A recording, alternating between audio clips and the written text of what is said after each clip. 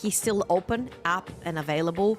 Now, of course, I'm not a big advocate for picking Smolder when your mid lane won't necessarily be having a lot of prior in the game, because that sort of ties the hands of your jungler not having a lane to play for.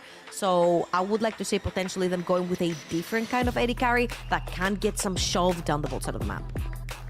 See what they can do. Again, you can see the Zarya. I wouldn't be surprised to see the Xayah banned away here now by top esports, just to get that lovers duo separated up in the bot side, give the Twisted Fate and the Nautilus more power.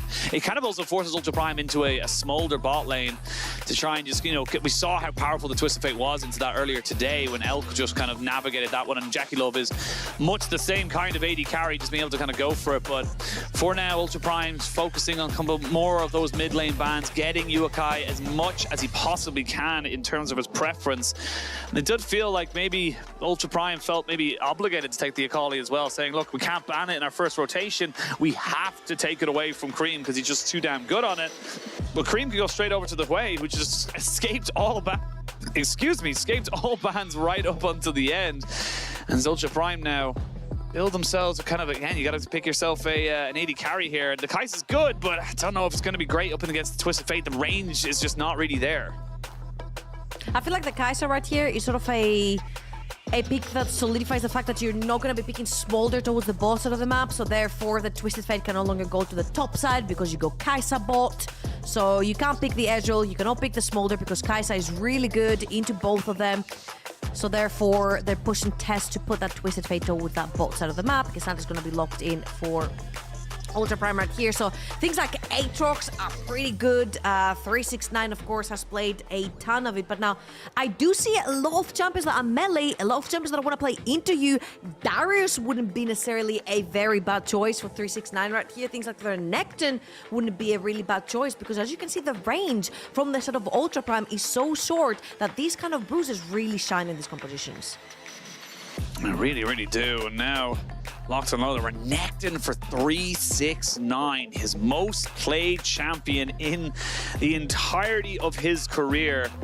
And again, I always say this, but if Renekton is pickable, the LPL top laners will pick it. That is just how it is for this champion right now, and just the style that they play for this, you know, this league. And looking at the stats as well, Renekton for 369 has a 63 games played, 42 wins, 21 losses, 66.7%. So 2 out of 3 times he's winning the game if he picks Renekton. That's just how good he can be on this. He plays a weak side, he plays a carry side. 369 is still the king of the top lane when it comes to the LPL Renektons. And I mean, yeah, Decade on the K'Sante. K'Sante is a fine pick as such, but it is very much one of those, you know, has been nerfed, not as blindable anymore, and we'll see if it gets punished today by this Renekton.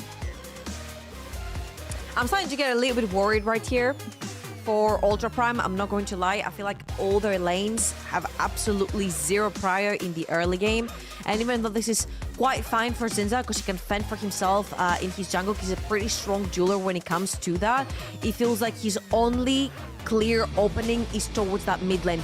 Getting towards that way, pretty immobile champion, get that level 6 onto your Akali, try to potentially get towards that mid lane and shut down Creme, allowing then your side lanes to sort of breathe by unlocking that Akali onto the map. Talking about this though, it's going to be very difficult. The Twisted Fate, very heavy push towards the bot side of the map. You've got the Nautilus into the Rakan, which is a pretty good matchup, so your bot lane's going to be pushing.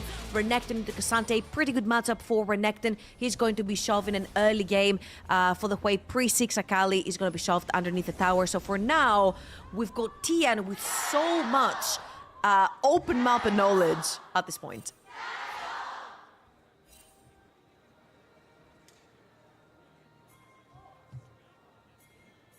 So nothing for the Ultra Prime? Was that just top esports? There was nothing? That was it.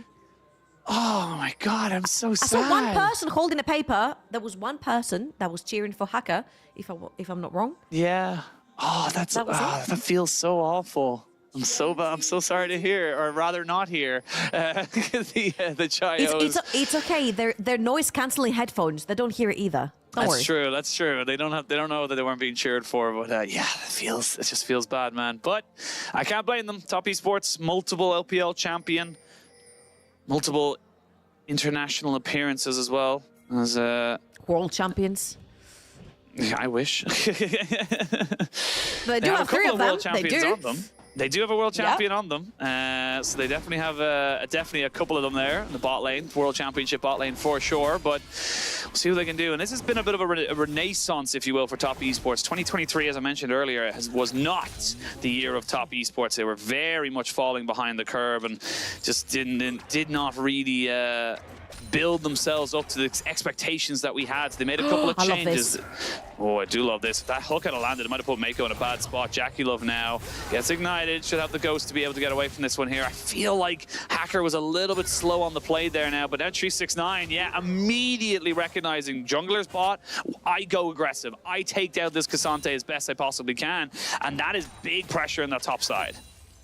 And I feel like Tian is gonna he's gonna very easily be able to sleep into Hacker's jungle on the tops of the map. He's not actually going to attempt that. He's gonna choose the path towards his bot side of the map, but I feel like it could potentially be an option. You do have priority with the Jwei in the mid lane. You do have a lot of push with 369 playing super aggressive towards the top side of the map, but you could potentially be denying the entire of Hacker's top side quadrant on the map. However, he feels like his bot lane could potentially be under threat. They are playing under tower. You do not know the whereabouts of that Zinzao at the current moment, so better safe than sorry at this point for Tian. He does play a farming heavy jungler as well, so making sure you full clear first and worry about the rest later is of major priority. Absolutely. You see that the pressure is still decent from the side of from the side of Ultra Prime, as Tian now with a full clear gets himself up to level 4. Going to find himself on bot side just to give a little bit of priority back to JackeyLove and Meiko, but nothing else really kind of crazy to come out of it right now as 369 looking to be aggressive here. But yeah, the level difference makes it a little bit harsh on his health bar.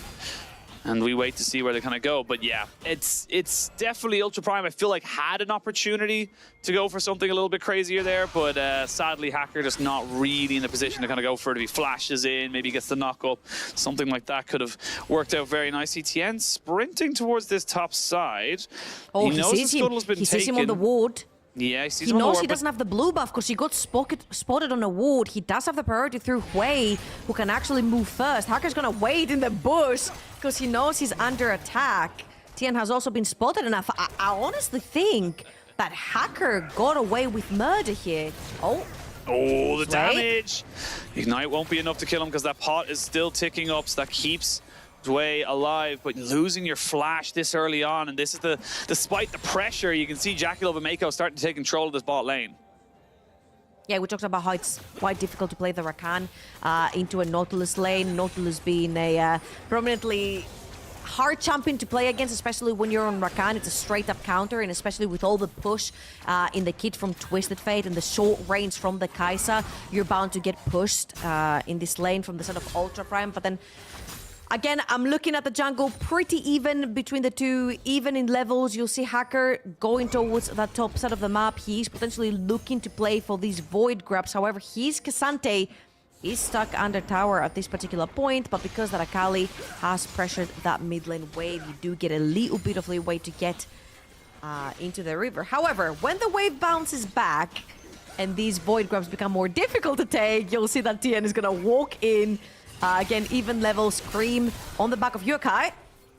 Yeah, Yuekai taking a bit of a chunk right there. There's 2 of the grubs given over, though, so Hacker has done a fairly decent job here. Meiko is a little bit late. Hacker, though, taking a lot of damage. No ultimates available for anyone except for 369, which is more of an AoE than anything else. Looks like they're going to try and maybe burn down the grub just a little bit. A lot of damage. Actually, well, I didn't even notice Doggo had moved up as well. So this was all 5 members of Ultra Prime towards his top side, which means JackeyLove gets a free push in the spot side. It means that the advantage you had gotten there for Ultra Prime is no longer available. He's going to be able to crash this wave pretty much about half of it, I would say, before anything else really exciting happens. But through 2-1 for the grubs. Ultra Prime won't be unhappy with that, but you do need to get up to 5. I feel like you have to fully contest for that the full 5 there to really make it worth it in those later stages of the game. Absolutely, and especially when you commit your 80 carry towards the top side of the map to try and secure all 3, to try and make it that much easier for you to secure the 5 on the respawn. It becomes a little difficult right now to play the map because the transition was a little bit awkward since Twisted Fate was already pressuring towards the bot side of the map. Meiko on the Nautilus was blocking you from walking through the jungle. Creme right here is a little bit overextended, does have his flash available if he needs it, but the fear is completely gonna throw Hacker off of this gank. Still level 5 again for the Zinza. Hacker has been looking the entire game. He's been bot lane, he's been top lane, he's mid lane, he's gotten the grubs. And he has not necessarily fallen that far behind to a farming Viego. Not yet. Of course, the Xin Zhao is one of those things that you need to be kind of finding early advantages. You're so powerful from level 3. Level 6, you're even more powerful, but it is one of those things where it's more of a tank stat than a skirmish stat. So see Hacker now maybe looking for something in the mid lane. There's a flash for Creme if he wants it. They're going to use this cannon as bait. Now Creme trying to move in. Oh, Yuekai though. It's a lot of damage. The ult is down now for Yuekai. Perfect execution to get him out. Yeah, I feel like that was just a moment where Hacker wanted to make something work, but the health bar just was not there for the side of Ultra Prime from the mid lane stance. Hacker, get back into your jungle. Start killing creeps. Get that level 6. Become an absolute monster. The actual skirmishing power when you have that level 6, when you have that ultimate on the Xin Zhao is huge, but now he's been thrown off tempo. He has to cover mid. His bot lane is under attack.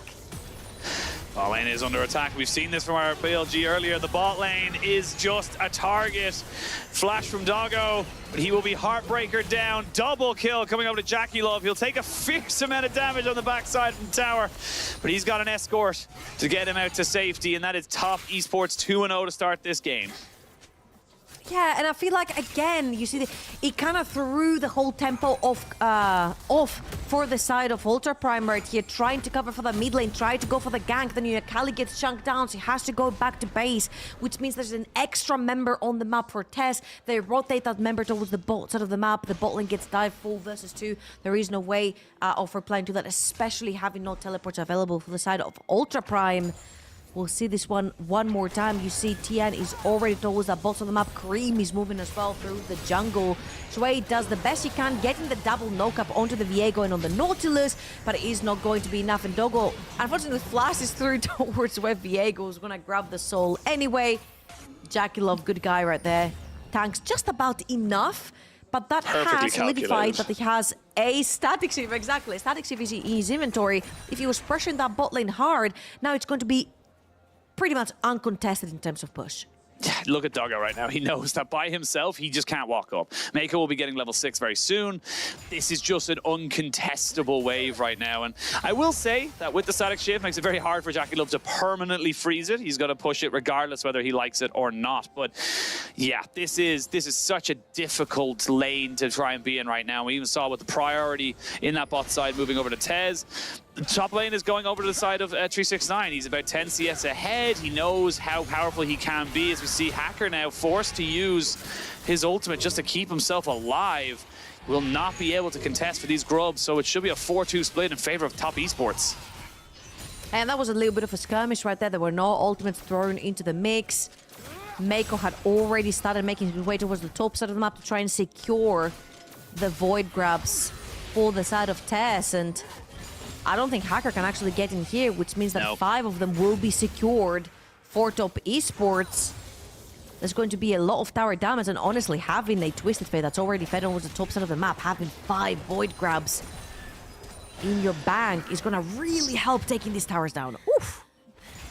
Yeah, just already seeing the breakneck speed. We're looking at a 2,500 goal lead here for top Esports, 10.5 minutes in, and it does come off the back of these kind of plays where they get the early grubs, they get themselves the priority on the plates, and 369 being kind of left on his own to deal with Decade.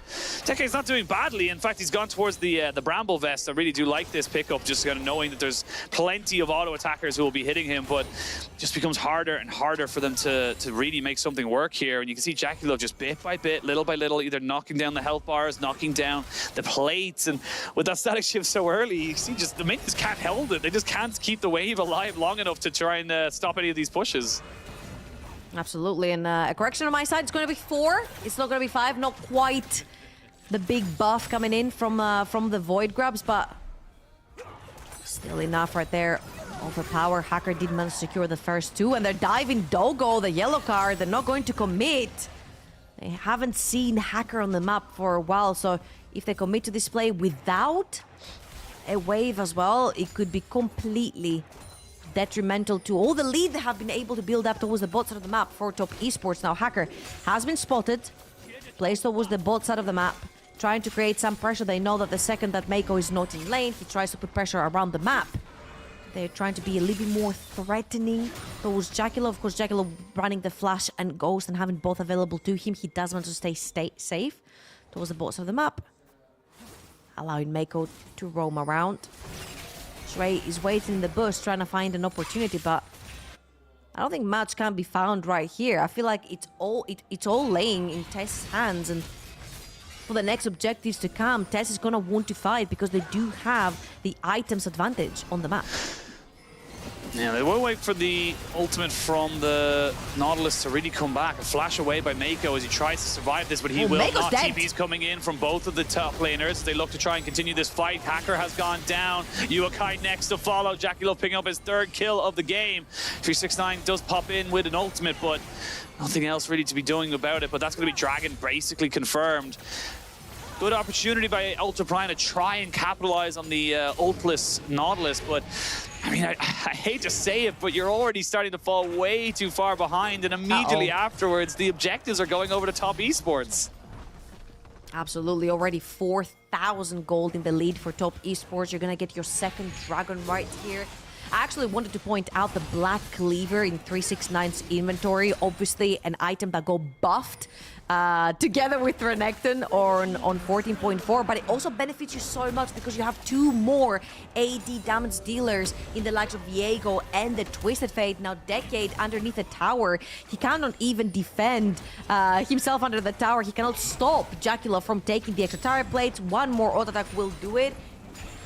Almost there. Like, there you go.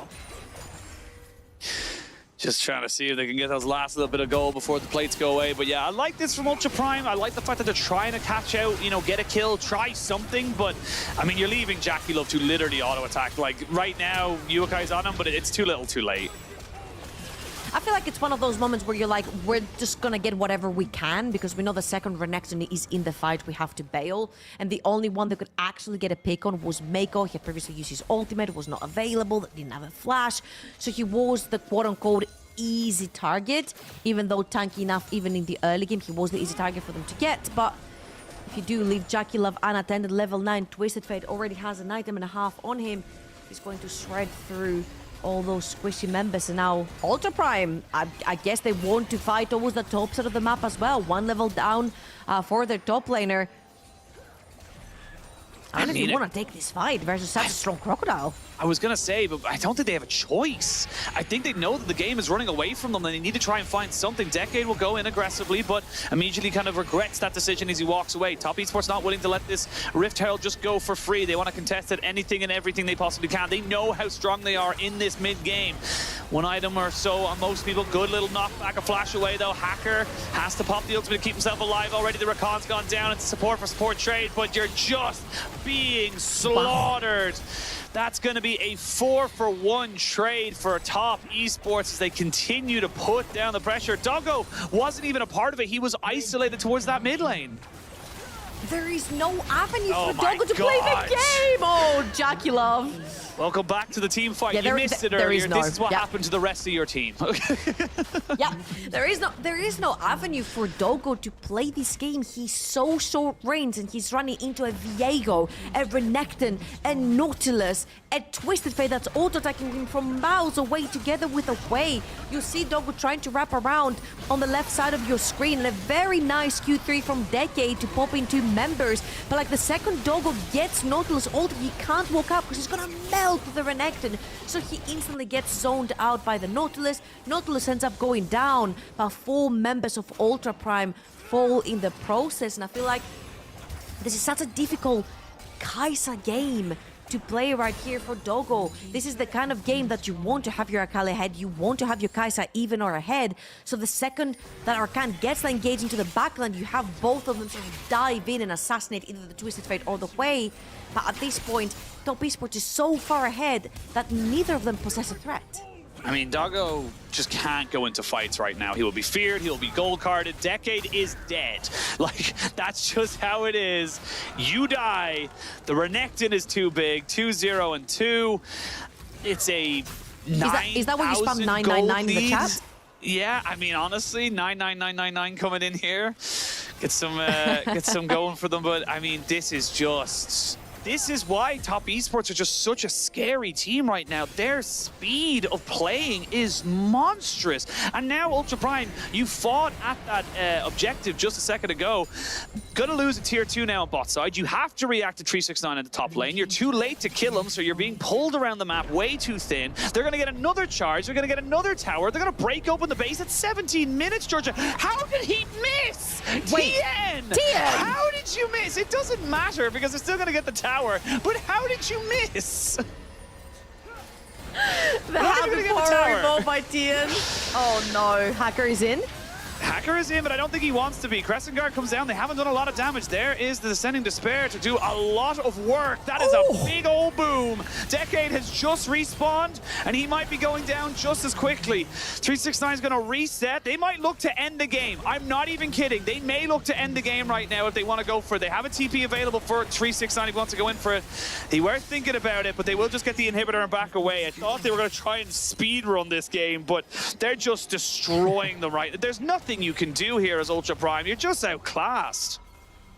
I mean, you can't say they're not speed running it already. 11,500 gold lead, 18 minutes just into the game. I think the best thing they can do right now is knowing that the third dragon is coming up. You go back, you buy new items. Talking about new items, Medjai's just completed 4 Creme in the mid lane, already 10 stacks. Had it from the ring. Sojin being completed by 369 as well.